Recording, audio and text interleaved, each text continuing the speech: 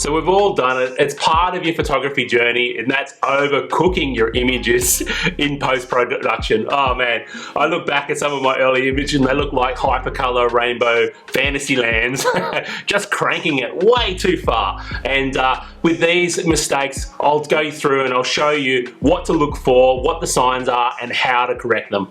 My name's Johnny Spencer, Johny-J for short, and I'm a landscape and nature photographer for the National Park Service here in Australia, who I've been working for over 24 years. I have a real passion for being out in nature with the camera, and I've decided that I want to share all that photography experience that I've learned over many years of trial and error with as many photographers as possible.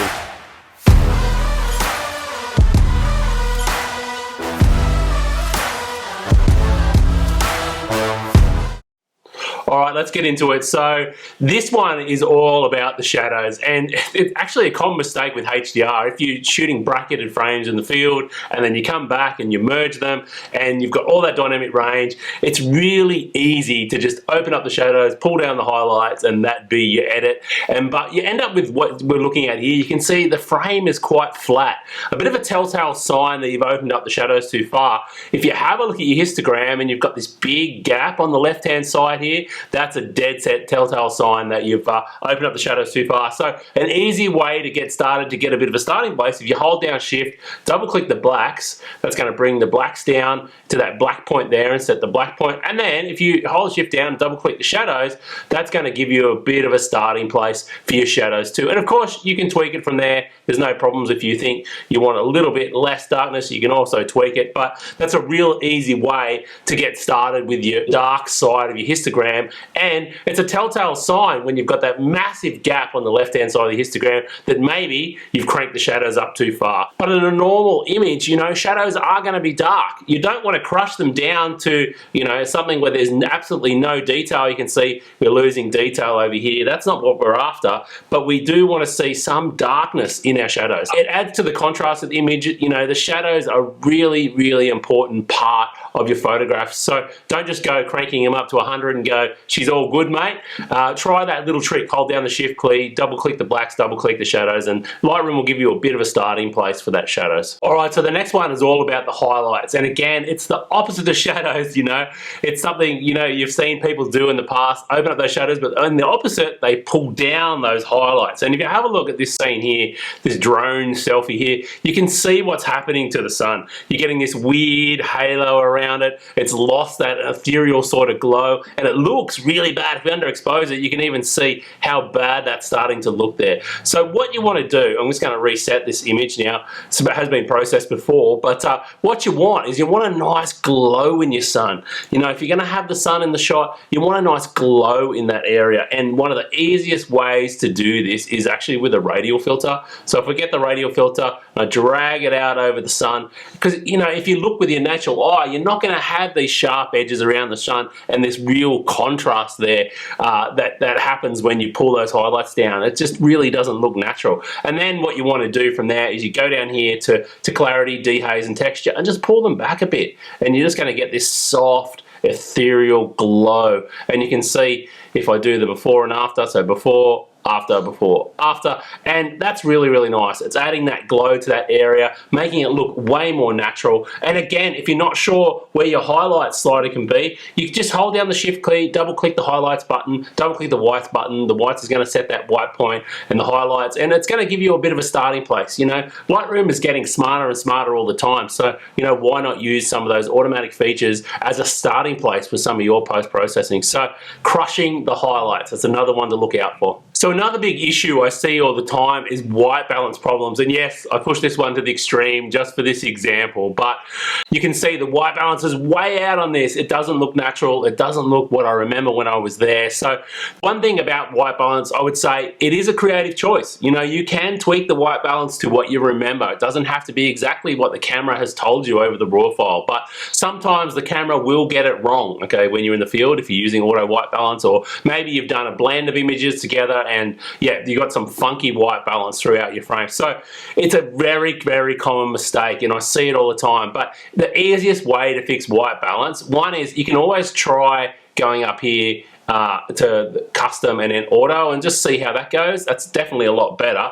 But the other way to go about it is also this dropper tool, okay? If you go in here and you find like a neutral gray or a whiter tone and you click that, it's going to give you a rough starting place as well. Sure, go ahead, tweak it from there, like all the Lightroom sort of automatic settings. You can go ahead and tweak it. Say I thought, I wanted a little bit warmer, I could just warm things up there a little bit.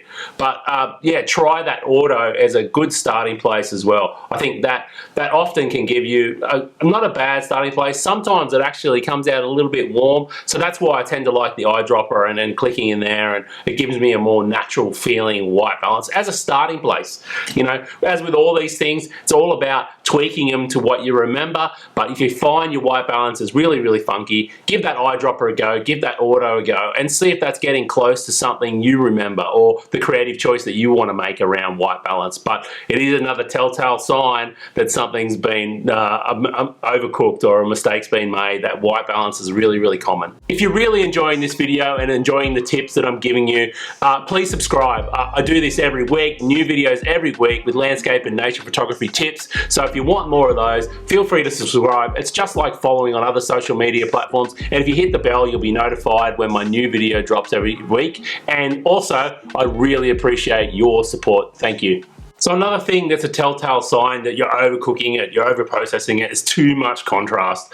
And the first thing we're looking for is this big spike on the left-hand side of the histogram here. You can see way too much contrast, way too many dark tones in this image, okay? And you can see I've actually cranked the contrast up to 84 here. I hold down Shift and double tap contrast, and Lightroom will do a pretty good job of doing that. Now, if you do want to add that sort of more, you want a bit more contrast, but you don't want to push those dark tones too far, I recommend you come down here to the tone curve, okay? And what you want to do is just lift those mid-tones, or this one, I'm going to lift those mid-tones just a little bit, and I'm going to put a slight S down in here, just slightly, ever so slightly. See, before, after, and that's just adding a little bit more contrast to that area there without absolutely crushing those blacks and those darker tones. So I really, really like this because what it's doing, it's adding more contrast to the mid-tone areas of the histogram. So this area here, it's adding more contrast to this area while not affecting that whites and